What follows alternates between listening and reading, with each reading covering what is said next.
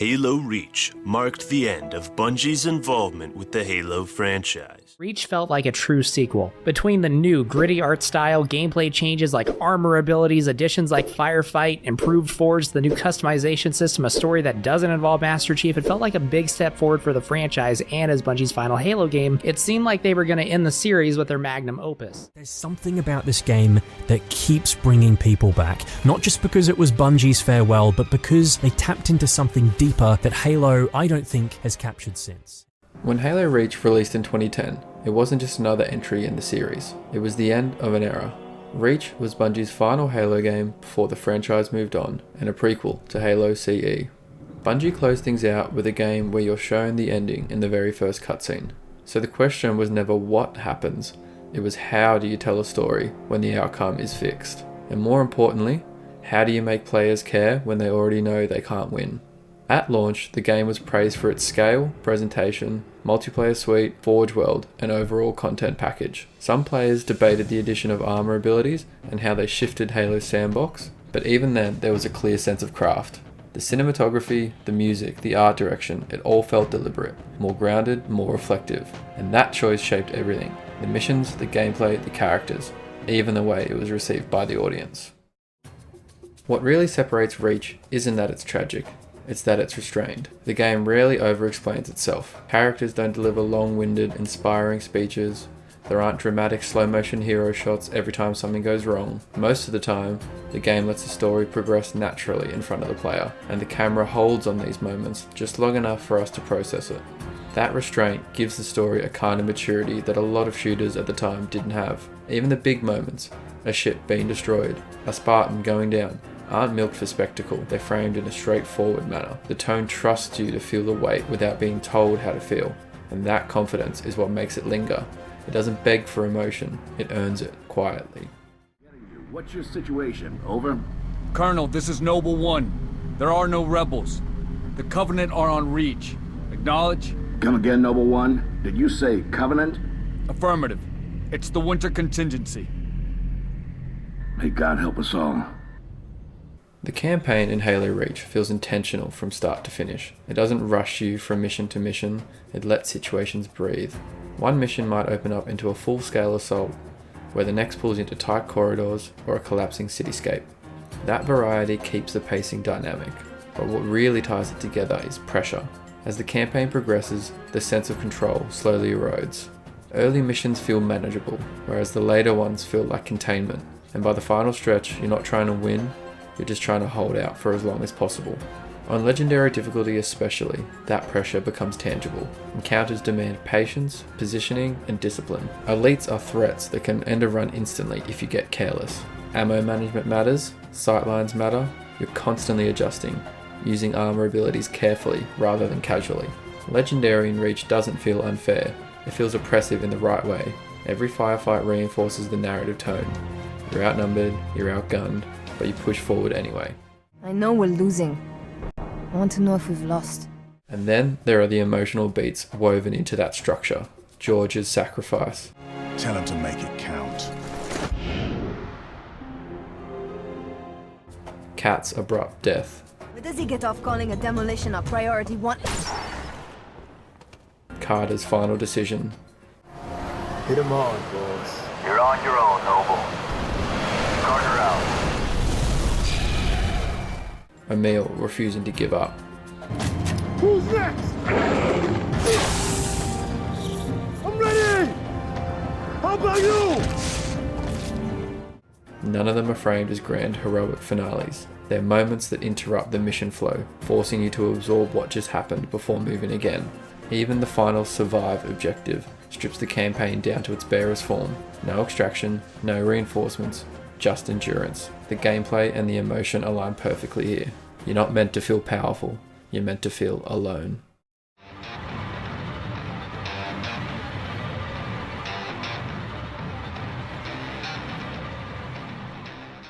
Reach wasn't perfect, and it's worth saying that. Armor abilities, while adding variety, disrupted the classic Halo formula some long-time players adored. Bloom on precision weapons frustrated parts of the competitive community. The campaign pacing especially in that start to middle stretch, can feel uneven depending on how you play it. And Noble Team, while effective for the story being told, aren't the deepest characters Halo has ever written. But none of these flaws feel careless, they feel like deliberate risks. Reach experimented, and not everything landed for everyone. Whether you loved or hated the changes, Reach undeniably carved its own unique gameplay identity. Not gonna lie to you, Lieutenant. You're stepping into some shoes the rest of the squad would rather leave unfilled. Me, I'm just happy to have Noble back up to full strength. Just one thing, I've seen your file, even the parts the Oni sensors didn't want me to. I'm glad to have your skill set. But we're a team. That lone wolf stuff stays behind. Clear? Got it, sir. Welcome to Reach. And outside the campaign, Reach was massive. Multiplayer launch, content rich. Firefight returned in an evolved form. Forge World was transformative. A giant blank canvas that extended the game's lifespan far beyond what most shooters managed at the time. One of my personal favourite parts of Reach was the customization system that allowed players to build a Spartan that felt personal, and it's one of the main reasons I keep coming back. Bungie tried to evolve rather than repeat, and that ambition is part of why this game is still talked about.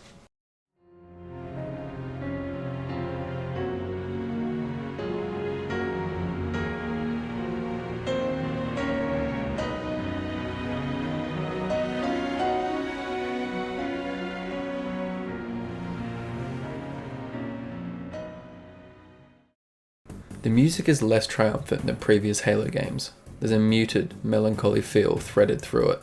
Even during large-scale battles, the compositions often feel reflective rather than celebratory.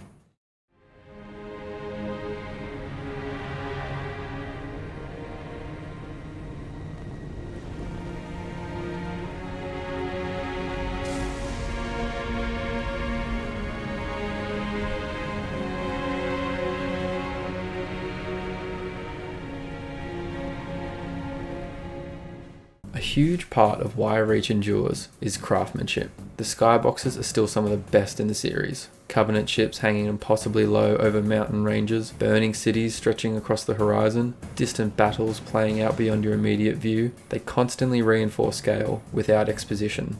The cinematography is subtle but deliberate. Shots linger when they need to. The camera often pulls back rather than pushing in, which emphasizes how small Noble Team is against the backdrop of invasion. And the character performances.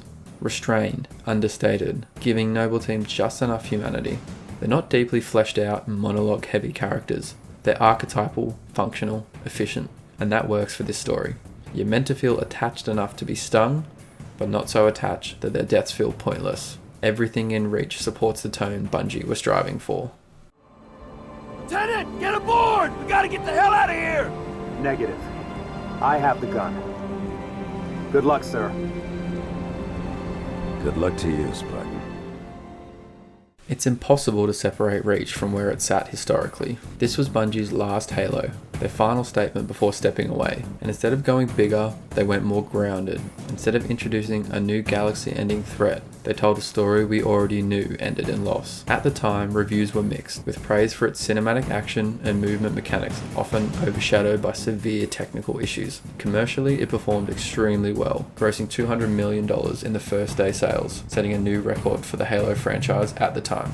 Culturally, it became a defining Xbox 360 title, but its legacy grew over time. As the franchise evolved under 343 Industries, Reach's tone became more distinct in hindsight. Players began to appreciate how cohesive it felt, how committed it was to its story, how confident it was in not delivering a traditional victory. For many, Reach became the Halo that felt the most grounded, the one that understood scale without sacrificing intimacy.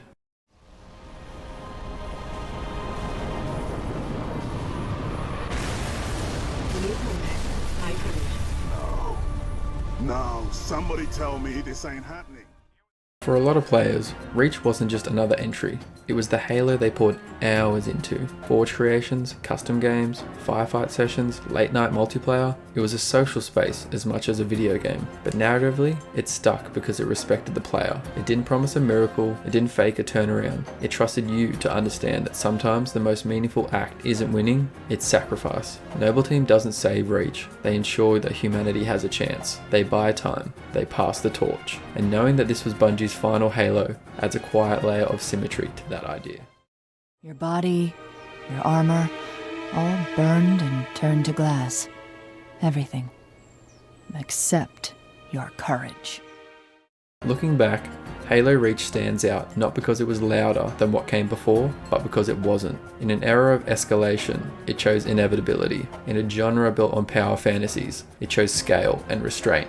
Mechanically, it experimented. Artistically, it committed. Culturally, it became a cornerstone of the Xbox 360 generation. It's a game about resilience in the face of insurmountable odds, about showing up when the outcome is already decided, about staying when you don't have to.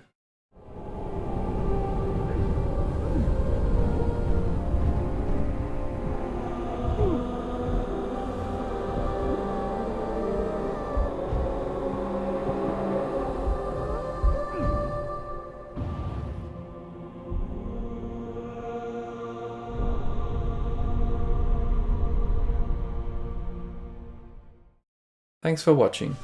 Let me know what you think of Halo Reach down below, and I'll see you in the next one.